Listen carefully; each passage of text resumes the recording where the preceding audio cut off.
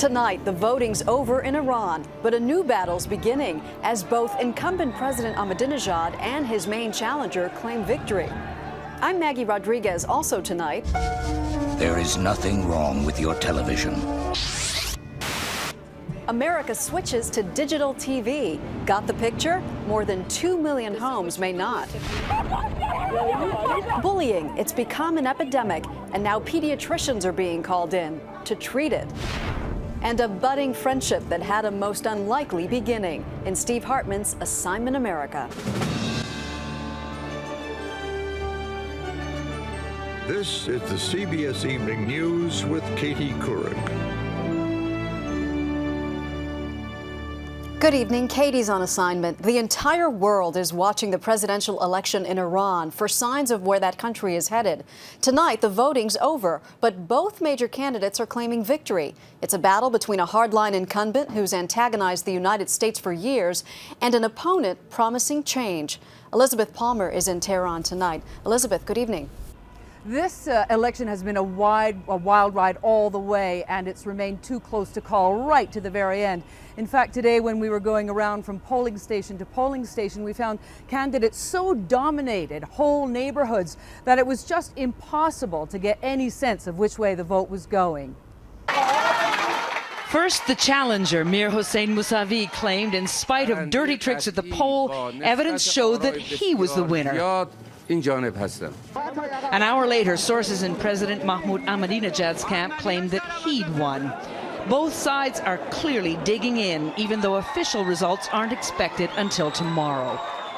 When voting began this morning, the two main candidates appeared to be neck and neck, and Iranian voters were determined to have their say from the moment the doors opened, especially young people who make up 70% of the population. Bobby Batman-Gelij left Iran for the U.S. 30 years ago, but came back for the first time today to vote. I think it's perhaps the tipping point for the youth in Iran. In what sense? I think they have an opportunity to cast a vote and perhaps for the first time make a difference. Millions of young people are desperate for more freedom. And they also hope a shift in politics here, as in the U.S., may open a door to a new era, a sentiment echoed today at the White House. Whoever ends up winning the election in Iran, the fact that there's been a robust debate hopefully will help advance our ability to engage them in new ways. And I'm really optimistic about Mr. Obama. He's a really good guy, especially for the relationship of Iran and America. Since 8 o'clock this morning, this has been the scene outside polling stations across the country. Iranians have turned out to vote in record numbers in the most bitterly fought political contest in the country's history. Against a background of frenzied campaign rallies, hardline President Ahmadinejad and his main reformist opponent Mousavi traded charges of lying, mismanagement and corruption. Today, opposition officials said they're worried that Mousavi's win wouldn't be recognized by the government, and millions of his frustrated young supporters would turn on the regime. Mohsen Mirdamadi is an opposition strategist. I can't imagine what will happen, but I think it will be a difficult situation. Dangerous? I hope not. All of Iran is on edge tonight, waiting to see which candidate's victory claim the official numbers support. Now, there are some early returns coming in. The Iranian Electoral Commission has announced it's counted about 20% of the votes, and of that, they're saying President Ahmadinejad has got about 80%. Now, even if that's from the rural areas, which are his base, it is a startling, I would say shocking statistic. Maggie? And Liz, it certainly conflicts with the images that we've been seeing all week there of tens of thousands of people taking to the streets for the opposition. How skeptical should we be of these claims? Oh, I think they're going to be not only skeptical but angry and probably want to hit the streets. But we already hear there may be a crackdown to prevent any large public gatherings tomorrow to stave off exactly that kind of thing. Maggie? Elizabeth Palmer in Tehran, Iran. Thank you, Liz. Like Iran, North Korea has been moving ahead defiantly with a nuclear program. Today, the UN Security Council slapped the North with tough new sanctions as punishment for conducting nuclear tests. So what happens next? Here's national security correspondent David Martin. The resolution passed unanimously by the Security Council enacts the toughest sanctions ever against North Korea and significantly increases the chances of a confrontation. For openers, America's ambassador to the UN predicted North Korea will openly defy the resolution by launching more missiles or even conducting another nuclear test. It would not be a surprise if North Korea reacted to this very tough sanctions regime in a fashion that would be further provocation and further destabilizing. The resolution authorizes the U.S. Navy to stop and search North Korean vessels suspected of carrying arms. We are prepared to confront that vessel and seek to board it consensually. That last word, consensually, is key. A ship can only be boarded if North Korea gives its permission. Under no circumstances should there be the use of force or the threat of the use of force. If, as expected, North Korea refuses to let its ship be boarded, then the resolution says it must direct the vessel to enter a port for inspection. The resolution does not say what would happen if North Korea refuses to do that. CBS News consultant Juan Zarate says the U.S. and North Korea are entering uncharted waters. This is a volatile time where it's very unclear how far the North Koreans are willing to go. Look at the route North Korean vessels take to get to the Middle East. They can't get there without stopping somewhere to refuel. And under the resolution, no country can provide fuel to a North Korean ship suspected of carrying arms. That's if the resolution is enforced. But with sanctions, that's always a big if. Maggie? David Martin at the Pentagon. Thank you, David. In this country, it's D-Day, as in digital. Broadcast television is completing its transition from analog to digital. Nearly half of TV stations already made that switch before today's deadline. The other 974 are doing it today. But it's estimated more than 2 million homes with analog sets and old-fashioned antennas still don't have the converter box they need. Here's science and technology correspondent Daniel Seberg. Atop the Empire State Building, engineers from one of the country's biggest broadcasters, WCBS, pulled the plug on its analog transmitter. Sometimes it gets fuzzy when you switch the channels like this. For 60 years, analog has delivered classic TV programs and brought history into our living rooms. Here we go. But by midnight, analog itself will be history. Digital will deliver clearer pictures and high-definition signals. The transition got a big boost after 9/11, when emergency crews demanded and will get some of the abandoned analog airwaves to upgrade aging communication systems. You can still keep your sets working. But the transition was plagued with delays, taking 18 years and $2 billion of taxpayer money.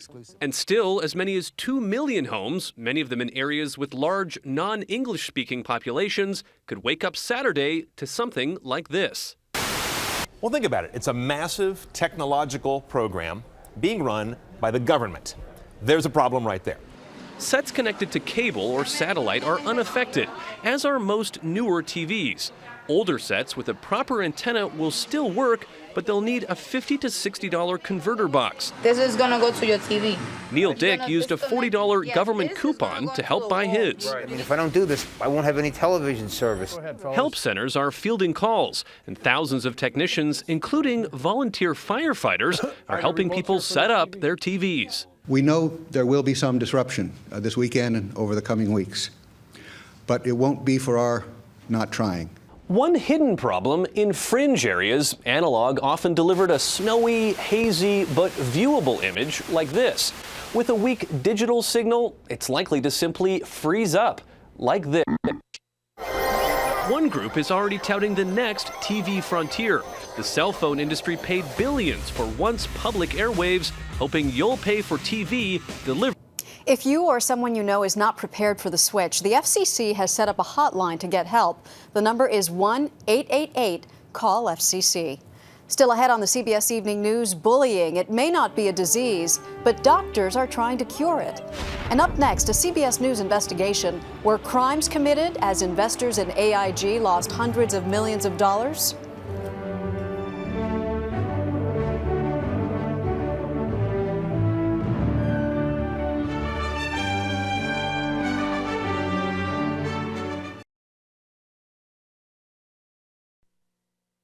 If you lost a big piece of your retirement nest egg in the Wall Street meltdown, you have plenty of company. But was it all market forces or something more sinister? Some firefighters who lost plenty in the collapse of AIG are saying they are victims of outright fraud. Here's Chief Investigative Correspondent Armen Keteyian.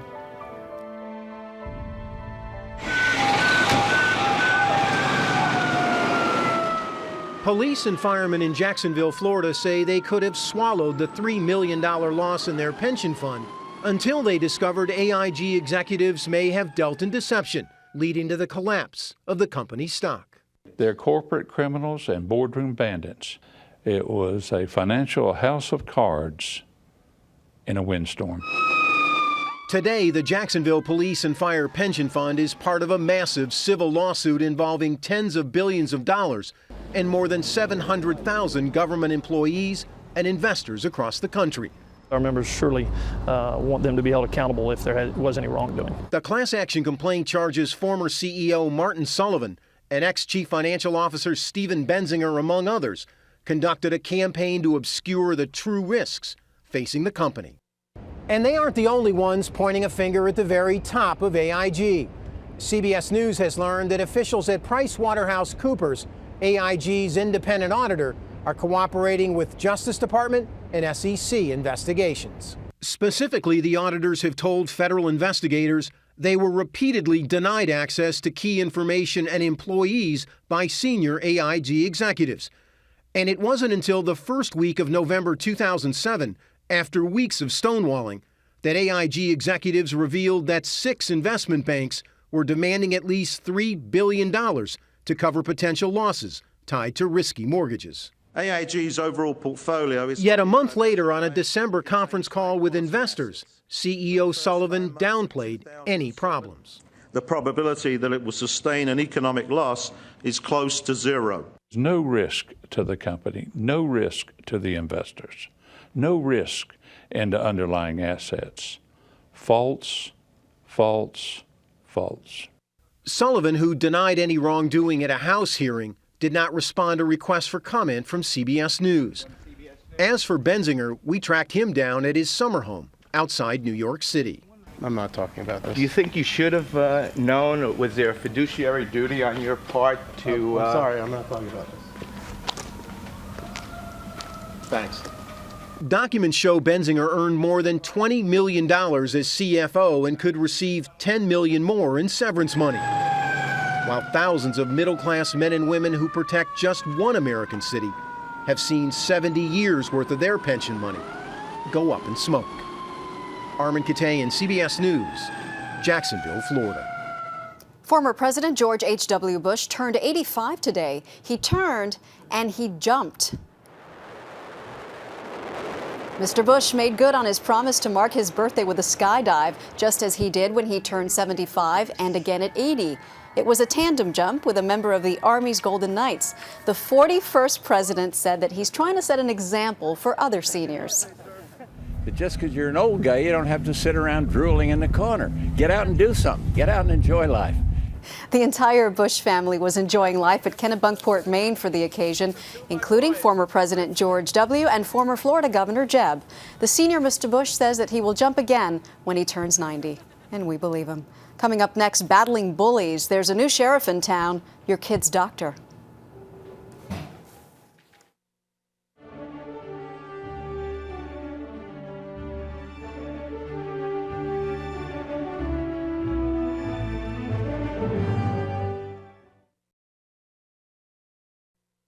Bullying is a major problem in this country, and now for the first time, America's pediatricians have guidelines for dealing with it. Nearly 6 million children are either bullies or have been bullied. That's nearly 30% of kids in grades 6 through 10. Here's Kelly Wallace. The YouTube generation did not invent bullying, but has made it more visible. Thousands of no-holds-barred videos are posted online, and it appears the violence in them is getting worse. What's that? 8th grader Daniel Warburton can relate. Are people getting it about bullying? Not really, because they think it's just something that happens. 13-year-old Daniel has been relentlessly bullied since the 4th grade. First, it was name-calling. Names like faggot, gay.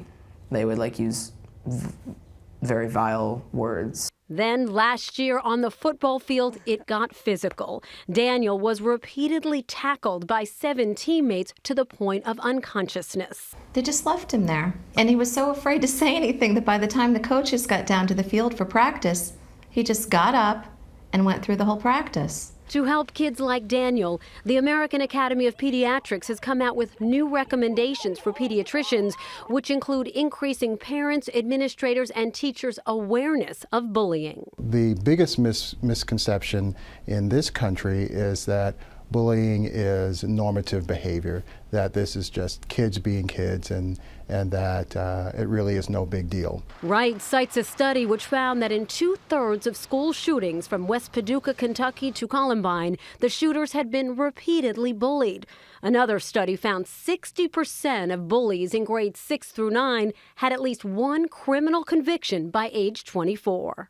At the same time, the American Academy of Pediatrics says doctors, parents, and teachers shouldn't just focus on the bully and the bullied, but should target the bystanders who witness the bullying. There's a school in Oceanside. That's what teachers are doing at this Long Island elementary school. Physical bullying is when you physically hurt someone. Students learn how to stand up to bullies. I saw somebody being bullied on the playground, and I told the bully how she felt and how I felt, and the bully stopped bullying her. Fight the crime. Invest in kids. Daniel made this video about his bullying experience, which is now on YouTube. Try to change something, like tell people that's not right. His therapy is music. It's helped him realize what the Pediatrics Academy hopes others will get, that he's not the troubled one, the bully is. Kelly Wallace, CBS News, Newburgh, New York. Coming up next, they once fought like dogs. Now they're friends for life. Steve Hartman's Assignment America.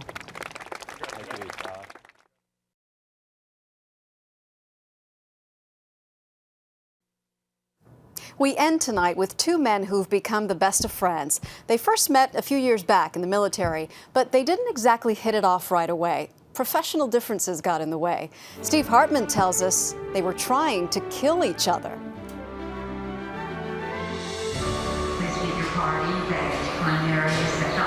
A lot of reunions are heartwarming, but the one you're about to see may actually renew your faith in mankind. On the ground. To be able to actually meet the guy I've fought a life and death duel with, you know. There he is. To be able to put all that behind us and somehow find something positive out of that.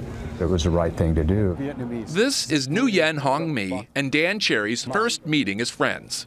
Their third overall. Welcome to America. The first 2 were just under dramatically different circumstances. Their initial meeting was the subject of a History Channel documentary.